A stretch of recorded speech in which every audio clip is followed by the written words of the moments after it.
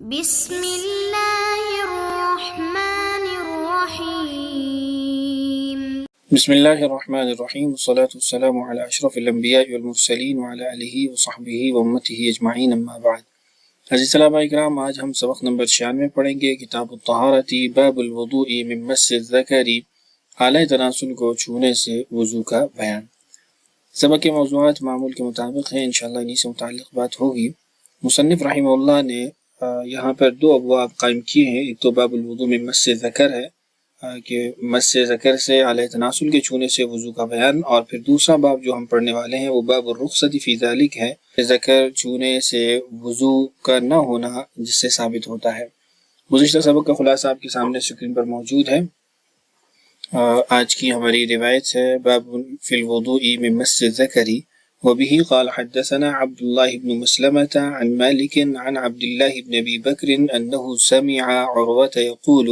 دخلت على مروان بن الحكم فذكرنا ما يكون منه الوضوء فقال مروان ومن مس الذكر، فقال عروة ما علمت ذلك، فقال مروان أخبرتني بصرة بنت صفوان أنها سمعت رسول الله صلى الله عليه وسلم يقول من مس ذكره فليتوضأ۔ عروہ کہتے ہیں کہ میں مروان بن حکم کے پاس گیا تو وہاں پہ ہم نے ان چیزوں کا تذکرہ کیا، مذاکرہ کیا جن سے وضو لازم آتا ہے، تو مروان نے کہا کہ مس ذکر سے بھی وضو لازم آتا ہے، تو عروہ نے جواباً کہا کہ مجھے اس کا علم نہیں ہے۔ تو مروان نے کہا کہ مجھے بصرہ بنت صفوان رضی اللہ عنہ نے یہ کہا کہ رسول اکرم صلی اللہ علیہ وسلم نے فرمایا کہ من مس ذکرہ فلیتوضأ، جو اپنے اعلی تناسل کو چھوئے تو اس کو چاہیے کہ وہ وضو بھی کر لے۔ ابن حبان رحمہ اللہ کی روایت میں فَلْيَتَوَضَّأْ وُضُوءَهُ لِلصَّلَاةِ، کہ نماز کی طرح جو جیسے وضو کرتا ہے ایسے ہی وہ وضو کر لے۔ حدیث کی تخریج آپ کے سامنے اسکرین پر موجود ہے۔ ائمہ اربعہ نے اس حدیث کی تخریج کی ہے، البتہ صحیحین کے اندر یہ روایت موجود نہیں ہے۔ روایت حدیث آپ کے سامنے موجود ہے۔ جو فقہی حکم ثابت ہوتا ہے اس باب سے، یا جو مذاہب ہیں وہ آپ کے سامنے اسکرین پر موجود ہیں۔ مس ذکر سے نقض وضو کے قائلین جو لوگ ہیں ان میں صحابہ اکرام رضی اللہ اجمعین میں سے حضرت عمر ہیں، ان کے بیٹے عبداللہ ہیں، سیدنا ابو ہریرہ ہیں، ابن عباس، عائشہ، سعد بن ابی وقاص رضی اللہ عنہم، ان حضرات سے منقول ہے کہ یہ مس ذکر سے نقض وضو کے قائل تھے۔ اس کے علاوہ جو تابعین ہیں اس میں پھر عطا ہے، زہری ہے، ابن مسیب ہے، مجاہد ہے، عبان بن عثمان ہے، سلیمان بن یسار ہیں، اور ائمہ میں سے امام شافعی، امام احمد اور امام اسحاق اور امام مالک مشہور قول کے مطابق رحمہ اللہ تعالی، ان سب حضرات کا بھی مسلک یہ ہے کہ مس ذکر سے نقض وضو لازم آتا ہے۔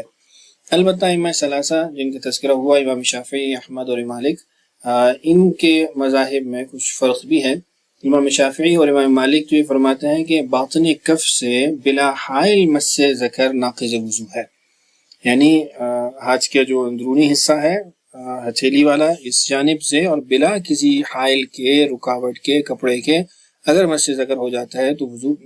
ٹوٹ جائے گا۔ اور ان کی اس بات کی دلیل وہ ابن حبان رحمہ اللہ کی یہ روایت ہے کہ رسول اکرم صلی اللہ علیہ وسلم سے مرفوعاً وہ نقل کرتے ہیں کہ اذا افضى احدكم بيده الى فرجه وليس بينهما ستر ولا حائل فليتوضا، تو اس حدیث سے انہوں نے یہ قید نکالی کہ باطن کف سے بھی ہو اور بلا حائل بھی ہو، جبکہ امام احمد رحمہ اللہ مطلقاً ناقض وضو قرار دیتے ہیں، چاہے بلا حائل ہو یا جو ہے وہ حائل موجود ہو یا نہ ہو، باطن کف سے ہو یا ظاہر کف سے ہو، وہ کسی قسم کا فرق نہیں کرتے ہیں۔ ان حضرات کی ایک دلیل تو حدیث بصرہ ہے جو بھی ہم نے پڑھی اس باب کے اندر، اور دوسرا جو میں نے ابن حبان رحمہ اللہ کی حدیث آپ کے سامنے ذکر کی ہے، ان احادیث سے یہ حضرات استدلال کرتے ہیں۔ جبکہ مس ذکر سے وضو نہ ٹوٹنے کے جو قائلین ہیں اس میں سیدنا علی ہیں، ابن مسعود ہیں، عمار رضی اللہ عنہم، یہ حضرات ہیں، اور حسن بصری، ربیعہ، سفیان ثوری اور امام ابو حنیفہ رحمہ اللہ تعالی، ان حضرات کے نزدیک بھی مس ذکر سے وضو مطلقاً نہیں ٹوٹتا۔ دلیل ان کی وہ باب الرخصۃ فی ذالک کے اندر آ رہی ہے، حضرت طلق رضی اللہ عنہ کی حدیث ہے جس سے حضرات استدلال کرتے ہیں۔ یہ جو حدیث بصرہ ہے اس کے اوپر حنفیہ کی طرف سے کچھ اعتراضات ہیں۔ ان میں پہلا اعتراض تو یہ ہے کہ یہ حدیث ضعیف ہے، اور حدیث کے ضعف کی بنیادی وجہ یہ ہے کہ اس روایت میں عروہ اور بصرہ کے درمیان یا تو مروان بن حکم کا واسطہ ہے جیسا کہ سنن ابی داؤد کی حدیث سے معلوم ہوا، یا پھر اس کے شرطی کا واسطہ ہے جیسا کہ سنن نسائی اور ترمذی کی حدیث کے اندر موجود ہے۔ تو مروان کی جہاں تک بات ہے تو وہ غیر ثقہ ہیں، ان پہ شدید قسم کی جروحات ہیں، اور جو شرطی ہے یعنی اس کا جو حارس ہے، چوکیدار یا پولیس والا ہے، سپاہی ہے، تو وہ مجہول ہے، اس کے حوالے سے معلومات نہیں ہیں، تو اس لیے یہ روایت قابل استدلال نہیں ہے۔ جمہور کی طرف سے یہ کہا گیا کہ پہلی بات کہ مروان اگر واسطہ ہے تو وہ ضعیف ہیں، وہ فرماتے ہیں کہ مروان حجت ہے، امام بخاری نے بھی ان کی روایت صحیح بخاری میں ذکر کی ہے۔ اور دوسری بات یہ ہے کہ اگر مروان حجت نہ بھی ہوں تب بھی یہ روایت اس کے بغیر بھی ثابت ہے، کیونکہ عروہ نے مروان کے قول پر اکتفا نہیں کیا بلکہ خود بصرہ کے پاس جا کر حدیث سنی، جیسا کہ ابن حبان نے صراحت کی ہے، لہٰذا مروان سند سے خارج ہو جاتے ہیں۔ تو اس کے پھر جو جواب دیے گئے ہیں اس میں پہلی بات کہ امام بخاری نے مروان کی روایت لی ہے، تو یہ بات ٹھیک ہے کہ امام بخاری نے مروان کی روایت لی ہے، لیکن بخاری کے ان روات کے اندر مروان کا شمار ہوتا ہے جن کو متکلم فی رجال کہا جاتے ہیں، جن پر نقد ہوا ہے۔ اس لیے ابن حجر رحمہ اللہ نے مقدمہ کے اندر، ان فتح الباری کے مقدمہ کے اندر اس بات کو واضح کیا ہے اور ان روات کے اندر مروان کو شامل کیا ہے کہ جن پر نقد ہوا ہے۔ اسی طرح حنفی کی طرف سے بھی کہا گیا ہے کہ امام بخاری نے مروان کی روایت کو اصول میں نہیں لیا بلکہ متابعات میں لیا ہے، جہاں پر وہ روایت دیگر جگہوں پر بھی موجود تھی یا دیگر روات سے بھی مروی تھی۔ اور بعض نے یہ فیصلہ کیا ہے، یہ قول ذکر کیا ہے کہ امام بخاری نے مروان کی جو روایت لی ہیں وہ امارت کے زمانے سے پہلے کی لی ہیں، یا حضرت عبداللہ بن زبیر سے جو اس کا جھگڑا تھا یا لڑائی تھی اس سے پہلے کے زمانے کی روایات لی ہیں، بعد والی روایات نہیں لی ہیں۔ دوسری جو یہ بات کی گئی ہے کہ مروان اگر حجت نہیں ہے تو یہ روایت مروان کے بغیر بھی ثابت ہے، اس لیے کہ عروہ نے مروان کے قول پر اکتفا نہیں کیا، خود جا کے تحقیق بھی کی، تو یہ جو تفصیل ذکر کی جاتی ہے، اضافہ ذکر کیا جاتا ہے صحیح ابن حبان کے حوالے سے، تو یہ اضافہ بھی درست نہیں ہے۔ اس کی ایک وجہ تو خود امام بیہقی کے کلام سے یہ واضح ہوتا ہے، معلوم ہوتا ہے کہ شیخین نے اس حدیث کو، یعنی حدیث بصرہ کو، اس لیے اپنی کتاب میں ذکر نہیں کیا کہ اس میں یہ طے شدہ چیز نہیں ہے، امر ثابت نہیں ہے کہ اس حدیث کو عروہ براہ راست بصرہ سے نقل کرتے ہیں یا نہیں کرتے، بواسطہ مروان کرتے ہیں یا اس کے شرطی کے کرتے ہیں۔ اس لیے آپ نے دیکھا کہ امام ابو داؤد نے تو بواسطہ مروان ہی حدیث ذکر کی ہے، امام ترمذی نے دونوں طریق سے بواسطہ مروان بھی اور بواسطہ شرطی کے بھی جو ہے نقل کی ہے، اور امام نسائی نے تینوں طرق سے بواسطہ مروان، بواسطہ شرطی اور عروہ کا براہ راست بصرہ سے پوچھنا اس کو روایت کیا ہے۔ تو حضرات شیخین کے نزدیک تو چونکہ اس میں سے کوئی چیز طے شدہ نہیں ہے، ثابت شدہ نہیں ہے، تو اس لیے انہوں نے اپنی کتاب کے اندر اس کو ذکر نہیں کیا ہے۔ باقی رہ گئی بات کہ جو آگے حدیث طلق آپ پڑھیں گے، چونکہ اس کے وہاں پہ بھی تفصیلات آ جائیں گی، یہاں صرف اس کے حوالے سے ایک دو باتیں ہیں کہ حدیث طلق جو حنفیہ کا مستدل ہے وہ راجح ہے۔ اس کے راجح ہونے کی وجہ یہ ہے کہ اس سند میں اختلاف بھی نہیں ہے، اضطراب بھی نہیں ہے، یہاں پر اختلاف بھی ہے، اضطراب بھی ہے۔ علی بن مدینی رحمہ اللہ کے نزدیک بھی وہ حدیث بصرہ سے بہتر ہے، یعنی حدیث طلق وہ حدیث بصرہ سے بہتر ہے۔ اور دوسری بات یہ ہے کہ حدیث بصرہ کو اختیار کیا جائے، یعنی مس ذکر سے وضو لازم قرار دیا جائے، تو حدیث طلق جس کے اندر رخصت ہے، وضو کا لازم نہ ہونا واضح ہوتا ہے، ثابت ہوتا ہے، تو اس کا ترک لازم آئے گا، جبکہ حدیث بصرہ کے اندر تعویل کی جانا ممکن ہے کہ اس سے استحباب مراد ہے، یا وضو لغوی مراد ہے، یا اس سے خروج حدث مراد ہے، یا مباشرت فاحشہ مراد ہے، یا استنجا کے وقت پر مس پر یہ محمول ہے، تو اس کے لیے حدیث بصرہ کے لیے تو تعویل موجود ہے۔ اگر حدیث بصرہ کی تعویل پر عمل کیا جائے تو دونوں حدیثوں کا اپنا اپنا محمل اور قابل عمل وہ بن جائیں گی۔ اسی طرح حنفی کی طرف سے ایک بات یہ کی جاتی ہے کہ حدیث بصرہ کی تعویل کی جائے گی۔ تعویل کے اندر ایک یہ ہے کہ وضو کرنا مستحب ہے، کوئی آدمی اس نے چھو لیا تو وضو کر لے استحباب کے طور پہ، یا پھر اس سے وضو لغوی مراد ہے کہ اس کے ہاتھ جو ہے وہ دھو لیے جائیں، وہ اپنے ہاتھوں کو دھو لے، یا پھر خروج حدث اس سے مراد ہے کہ مس ذکر سے خروج حدث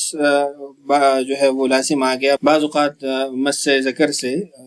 وہ مزی وغیرہ کا خروج ہو جاتا ہے، وہ اس سے مراد ہوگی، یا پھر مباشرت فاحشہ کہ مس الذکر بفرج المرأة، اس صورت میں وضو لازم آ جائے گا، چونکہ اس وقت بھی مزی کے نکلنے کا اندیشہ موجود ہوتا ہے، یا پھر استنجا کے وقت مس پر محمول اس کو کیا گیا ہے کہ اس وقت چونکہ اس نے استنجا کر لیا اور مس ذکر بھی ہو گیا تو اس لیے وہ وضو کر لے۔ تو یہ مختلف تعویلات اس کی بیان کی گئی ہیں، تو اگر اس تعویل پہ عمل کیا جاتا ہے تو پھر حدیث طلق بھی معمول بھی بن جائے گی۔ اسی طرح حنفیہ کی طرف سے ایک جواب یہ بھی ہے کہ قیاس کا تقاضا بھی یہی ہے کہ جب نجس العین کا چھونا، پخانہ، پیشاب، اس کا چھونا ناقض وضو نہیں ہے تو اعضاء مخصوصہ تو طاہر ہیں، بالاتفاق طاہر ہیں، تو ان کا مس تو بطریق اولا ناقض نہیں ہونا چاہیے۔ اس کے بعد اگلا باب ہے جو کہ حنفیہ کا مستدل ہے، اس کو پڑھ لیتے ہیں۔ باب الرخصۃ فی ذالک، مس ذکر سے وضو نہ ٹوٹنے کی جو رخصت ہے اس کا بیان۔ وبه قال حدثنا مسدد قال حدثنا ملازم بن عمرو الحنفي قال حدثنا عبد الله بن بدر عن قيس بن طلق عن أبيه قال قدمنا على نبي الله صلى الله عليه وسلم فجاء رجل كأنه بدوي فقال يا نبي الله ما ترى في مس الرجل ذكره بعدما يتوضأ؟ فقال رسول الله صلى الله عليه وسلم هل هو إلا مضغة منه او قال هل هو الا بضعة منه۔ قیس بن طلق اپنے والد طلق سے نقل کرتے ہیں کہ وہ فرماتے ہیں کہ ہم نبی کریم صلی اللہ علیہ وسلم کے پاس آئے تو ایک آدمی آیا، یوں لگ رہا تھا جیسے دیہات کا ہو، تو انہوں نے کہا کہ اللہ کے نبی آپ کیا فرماتے ہیں اس شخص کے بارے میں جس نے اپنے ذکر کو چھو لیا وضو کرنے کے بعد؟ تو آپ نے ارشاد فرمایا کہ وہ اس کی جسم کا ایک ٹکڑا ہی تو ہے، ایک حصہ ہی تو ہے اس کے جسم کا۔ قال ابو داود رواه هشام بن حسان وسفيان الثوري وشعبة وابن عيينة وجرير الرازي عن محمد بن جابر عن قيس بن طلق۔ امام داود کا جو قول ہے یہ اصل میں محمد بن جابر الیمامی نے جو متابعت کی ہے عبداللہ بن بدر کی قیس بن طلق سے روایت نقل کرنے میں، اس کو ذکر کرنے کے لیے ہے۔ یعنی قیس بن طلق سے جو روایت نقل کرنے والے ہیں وہ صرف عبداللہ بن بدر نہیں ہیں، بلکہ ان کے علاوہ ہشام بن حسان، سفیان ثوری، شعبہ، ابن عیینہ اور جریر الرازی، ان سب نے نقل کیا محمد بن جابر سے، اور محمد بن جابر نے قیس بن طلق سے، یعنی محمد بن جابر بھی ہیں قیس بن طلق سے روایت نقل کرنے والے جیسے عبداللہ بن بدر ہیں۔ اب ان حضرات کی روایت کہاں ہے؟ تو فیض الودود سے یہاں آپ کے سامنے عبارت نقل کی ہے۔ تو ہشام بن حسان کی جو روایت ہے وہ مصنف عبدالرزاق میں ہے، اور سفیان الثوری کی جو روایت ہے وہ حلیۃ الاولیاء میں ہے ابو نعیم کی، اور جو روایت شعبہ ہے وہ ابن عدی کے الکامل میں ہے، اور روایت ابن عیینہ جو ہے اس کو امام طحاوی نے نقل کیا ہے۔ البتہ روایت جریر کے حوالے سے ان کا یہ کہنا ہے کہ ان کو یہ نہیں مل سکی۔ حدیث کی تقریر بھی آپ کے سامنے سکرین پر موجود ہے، روات حدیث کا تعارف بھی آپ کے سامنے ہے۔ اس کے بعد ایک اور سند نقل کی ہے امام ابو داؤد رحمہ اللہ نے، وبه قال حدثنا مسدد قال حدثنا محمد بن جابر عن قیس بن طلق باسناده ومعناه وقال في الصلاة۔ مسدد رحمہ اللہ نے اس حدیث کو نقل کیا ہے، سند جو ہے باقی روات تو وہی ہیں، آگے محمد بن جابر، قیس بن طلق ہیں، اور معنن روایت ایک جیسی ہے، البتہ جو محمد بن جابر کی روایت ہے اس میں فی الصلاۃ کا تذکرہ بھی ہے، ما تری فی مس الرجل ذکرہ فی الصلاۃ۔ حدیث کی تخریج آپ کے سامنے سکرین پر موجود ہے۔ اس حدیث کے روات کا تذکرہ پہلے چونکہ گزر چکا ہے۔ یہ حدیث اصل میں حنفیہ کا مستدل ہے۔ اب اس کے اوپر جو جمہور کی طرف سے اعتراضات ہوتے ہیں وہ آپ کے سامنے سکرین پر موجود ہیں۔ بنیادی طور پہ دو اعتراض ہوتے ہیں، ایک یہ کہ حدیث ضعیف ہے، اس کی وجہ یہ ہے کہ قیس بن طلق جو ہے غیر معروف ہے، امام شافعی فرماتے ہیں کہ ہمیں ان کے متعلق کوئی معلومات حاصل نہیں ہو سکی۔ دوسری بات یہ ہے کہ امام احمد، ابو زرعہ اور ابو حاتم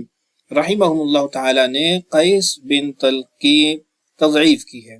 تو اس کے جوابات دیکھیے، جن محدثین نے اس حدیث کو صحیح یا حسن قرار دیا ہے وہ قیس بن طلق کو جانتے تھے، اسی لیے تو صحیح حسن قرار دیا ہے۔ اور اصول یہ ہے کہ جس نے راوی کو پہچان لیا اس کی بات مقدم ہوتی ہے اس پر جس نے نہیں پہچانا، یعنی من عرف وہ حجت ہے، من لم يعرف حجت نہیں ہے۔ دوسری بات یہ ہے کہ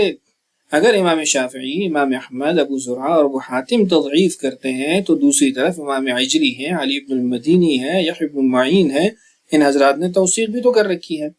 ابن القطان رحمہ اللہ نے ان کے بارے میں قول فصل یہ بیان کیا کہ ان کی جو خبر ہے وہ حسن درجہ کی ہوگی، صحیح درجے کی نہیں ہوگی، یعنی ایسا نہیں کہ ضعیف ہوگی، حسن درجے کی یہ حدیث ہوگی، اگرچہ اس کو صحیح نہیں قرار دیا جائے گا۔ ذہبی رحمہ اللہ نے میزان الاعتدال میں تمام تر اقوال نقل کرنے کے بعد آخر میں ابن قطان رحمہ اللہ کا قول ذکر کیا، جس سے معلوم ہوتا ہے کہ ان کے نزدیک بھی قیس بن طلق کی جو روایات ہیں وہ کم از کم حسن درجے کی ضرور ہوں گی، اس سے کم نہیں ہوں گی۔ دوسرا اعتراض یہ ہے کہ حدیث طلق منسوخ ہے حدیث ابو ہریرہ سے، چونکہ جو نقض وضو کی روایات ہیں، مس ذکر سے جو نقض وضو ہے اس میں حضرت ابو ہریرہ کی روایات بھی موجود ہیں، تو حضرت ابو ہریرہ کا اسلام وہ 7ویں ہجری کا ہے، اور جو طلق ہے ان کا مدینہ آنا ہجرت کے پہلے سال ہوا ہے۔ تو اس کا جواب حنفی کی طرف سے یہ ہے کہ بعض روایات میں طلق کا سن 9 ہجری میں بنو حنیفہ کے وفد کے ساتھ دوبارہ مدینہ طیبہ تشریف لانا بھی ثابت ہے۔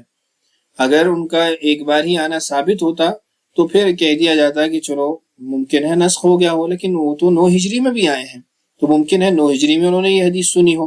اور دوسری بات یہ ہے کہ حضرت ابو ہریرہ کا بعد میں اسلام قبول کرنا یہ اس بات کی دلیل نہیں ہے کہ روایت بھی ان کے اسلام کے بعد کی ہے، ممکن ہے انہوں نے روایت وہ اسلام سے پہلے کی نقل کی ہو، اور ابو ہریرہ کی کافی تعداد میں ایسی حدیث موجود ہیں جس جو انہوں نے صحابہ رضی اللہ عنہم سے سنی ہیں اور اپنے اسلام سے پہلے کی انہوں نے نقل کی ہے، تو یہاں پہ بھی ایسا ہونا ممکن ہے، تو اس لیے جو نسخ کا دعویٰ ہے وہ درست نہیں ہے۔ خلاصہ اس سبق کا آپ کے سامنے اسکرین پر موجود ہے، آپ اس کو نوٹ کر سکتے ہیں، سوالات بھی آپ کے سامنے ہیں۔ مس ذکر سے نقض وضو کے حوالے سے مذاہب محاکمہ دلائل کے ذکر کریں، چونکہ یہ اہم بحث ہے تو اس لیے تفصیلی طور پہ آپ اس کو یاد کریں۔ انشاءاللہ اگلی ویڈیو کے اندر ہم باب الوضوء من لحوم الابل پڑھنے والے ہیں۔ اللہ تعالی ہم سب کا حامی و ناصر ہو۔ السلام علیکم ورحمۃ اللہ وبرکاتہ۔